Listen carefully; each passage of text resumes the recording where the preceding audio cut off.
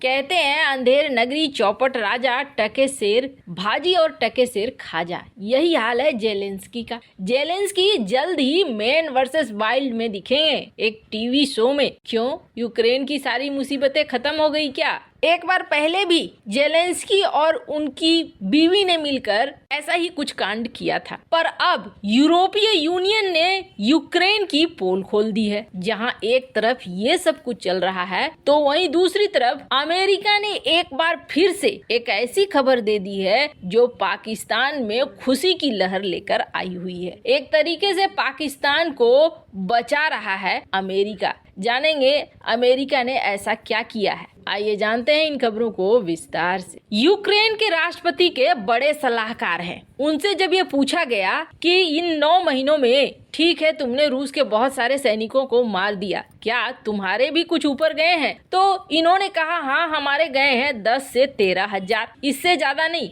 लेकिन रूस के तो लाखों चले गए हैं। अब यहाँ बयान बदल जाता है। लगातार रूस इनके इंफ्रास्ट्रक्चर पर निशाना बना रहा है, सैनिक ठिकानों पर रॉकेट से निशाने लगाए जा रहे हैं। अब आंकड़े बदलकर ये कह रहा है पोडोलियाक, जो कि सैन्य सलाहकार है, कि घायलों की संख्या ना बहुत ज्यादा है और जो नागरिक हैं वो बहुत ज्यादा मात्रा में ऊपर गए हैं। पर इन सब की पोल खोलते हुए यूरोपीय यूनियन की अध्यक्ष ने जो आंकड़े दिए हैं वो तो एकदम से अलग दिख रहे हैं। आखिर इस लड़ाई को कौन जीत रहा है? इस लड़ाई में एक तीसरी लड़ाई चल रही है जिसे कहते हैं इंफॉर्मेशन वॉर। सही सूचनाएं नहीं आ रही हैं सामने। यूरोपीय यूनियन की अध्यक्ष का कहना है कि 10,000 नहीं बल्कि करीब करीब 1 लाख सैनिक मारे जा चुके हैं या घायल हुए हैं, और ये सैनिक हैं यूक्रेनी। बुधवार को ही इन्होंने बयान दिया, जिनका नाम है उर्सुला वोडेर। इन्होंने कहा कि 1 लाख से अधिक यूक्रेनी सैनिक ऊपर जा चुके हैं। अब दोनों बयान में से कौन सा सच है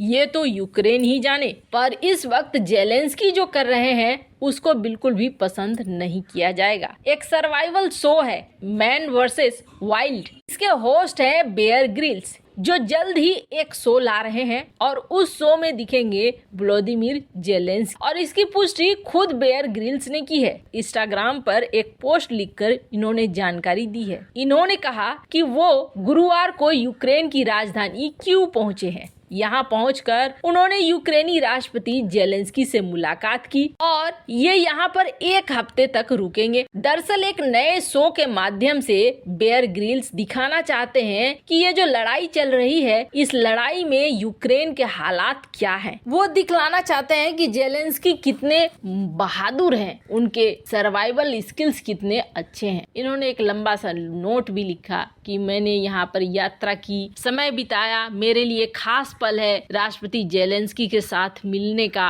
यूक्रेन में ठंड आ चुकी है, बर्फबारी हो रही है, टेम्परेचर माइनस में पहुंच गया है, इंफ्रास्ट्रक्चर तबाह हो चुका है, लोगों के सामने कई परेशानियां हैं और जेलेंस्की हमेशा अपने नागरिकों के मदद के लिए खड़े हैं। इस शो के जरिए लोग जेलेंस्की का वो चेहरा देखेंगे जो उन्होंने कभी नहीं देखा होगा। मैं दिखाना चाहता हूँ कि यूक्रेन के लोग कैसे जंग से उबर रहे हैं। मैं बस पूछना चाहता था वो वास्तव में इस सब से कैसे मुकाबला कर रहे हैं, लेकिन मुझे और भी बहुत कुछ देखने को मिला। कार्यक्रम जल्दी आ रहा है। ऐसे कठिन समय में आपका धन्यवाद। माने यहाँ जंग चल रहा है, तबाही चल रही है और इस नए शो के लिए बिजी हो रहे हैं जेलेंस्की। वैसे पहले भी एक आलोचना हुई थी जब जेलेंस्की और जेलेंस्की की पत्नी ने एक मैगजीन के लिए शूट किया था। ठीक है, इससे जेलेंस्की प्रसिद्ध हो सकते हैं, पॉपुलर हो सकते हैं, लेकिन क्या ये युद्ध रुक जाएगा उससे? जेलेंस्की ये चाह रहे हैं कि इस पॉपुलैरिटी को वो भुनाएं और दुनिया भर के देश फिर उन्हें और हथियार दे लड़ने के लिए। पर कहा तो ये जा रहा है कि यूरोप अमेरिका हथियारों का जखीरा खुद भी खाली हो रहा है। ऐसे में ये इस मामले में और ज्यादा आगे नहीं बढ़ना चाहते हैं।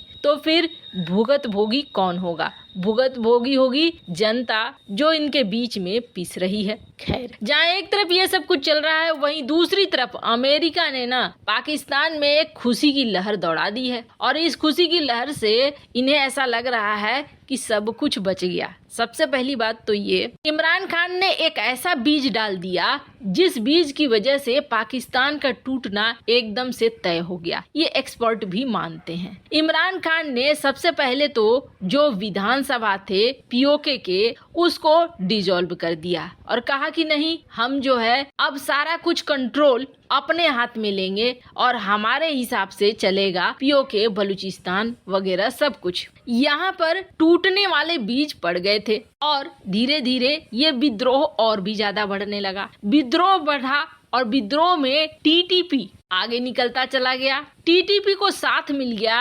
अफगानिस्तान वाले तालिबान का और अब इन्होंने एकदम से गंद मचाना शुरू कर दिया है पाकिस्तान के अंदर। वैसे तो कहते हैं जो करोगे आखिर वही पाओगे, और ये पाकिस्तान के साथ शुरू हो गया। पर इन दिनों ये देखा जा रहा है कि पाकिस्तान के ऊपर कुछ खासा ही मेहरबान है अमेरिका, और इस मेहरबानी के तहत अमेरिका ने पाकिस्तान को F-16 के लिए मदद भी भेज दी, ऊपर से एक बड़ा पैसा भी भेज दिया। हालांकि जब अमेरिका से ये सवाल किया जाता है कि आप अपने आप को भारत का दोस्त कहते हो और फिर पाकिस्तान की मदद करते हो, तो अमेरिका ने ये कहा कि दोनों हमारे लिए अलग अलग हैं। हम जहां क्षेत्रीय सहयोगी मानते हैं पाकिस्तान को, तो वहीं भारत को ग्लोबल पार्टनर मानते हैं। मतलब साफ है कि पाकिस्तान को रखा है हमने भारत को काउंटर करने के लिए, और भारत को रखा है हमने चाइना को काउंटर करने के लिए। अमेरिका ये बताना चाह रहा है भारत को कि हमारा नजरिया दोनों के लिए अलग अलग है, इसलिए तुम टेंशन मत लो, हम तुम्हारे साथ भी हैं और हम उसके साथ भी हैं। खैर, टीटीपी ने तो पूरा हड़कंप मचा कर रखा हुआ है इस वक्त पाकिस्तान के अंदर, और इसकी सबसे बड़ी निशानी ये है कि कई आत्मघाती हमले तो शुरू हो चुके हैं, और इस आत्मघाती हमलों की वजह से शहबाज शरीफ बौखलाया हुआ है और पाकिस्तानी सेना भी बौखलाई हुई है। अब इन्हें रोकने का इनके पास कोई उपाय नजर नहीं आ रहा है। पर इन सब के बीच में अमेरिका ने पाकिस्तान की एक और बड़ी मदद कर दी है। अमेरिका ने अल-कायदा और तहरीके तालिबान पाकिस्तान यानी टीटीपी के 4 बड़े नेताओं को वैश्विक आतंकी घोषित कर दिया है। विदेश मंत्री एंटनी ब्लिंकन ने गुरुवार को इस बात का ऐलान किया। जिन्हें वैश्विक आतंकी घोषित किया गया है उनमें अल-कायदा का उप प्रमुख ओसामा महमूद, आमिर आतिफ, यहवा गौरी और मोहम्मद मारूफ है। वहीं टीटीपी का उप प्रमुख कारी अमजद पर भी प्रतिबंध लगा दिया गया है। कहा जाता है अमजद पाकिस्तान के खैबर पख्तूनख्वा प्रांत में आतंकियों की देखरेख और संचालन करता है। अब इस प्रतिबंध का मतलब है सबसे पहले इनकी संपत्तियों पर कब्जा कर लेगा अमेरिका। हालांकि पाकिस्तानी अखबारों में से प्रमुखता से छापा जा रहा है और यही दिखाया जा रहा है कि देखो, हमारी मदद करने के लिए तालिबान आए ना आए, अमेरिका जरूर आया है। वैसे इन सब मामले में आपकी क्या राय है, कमेंट कर जरूर बताएं।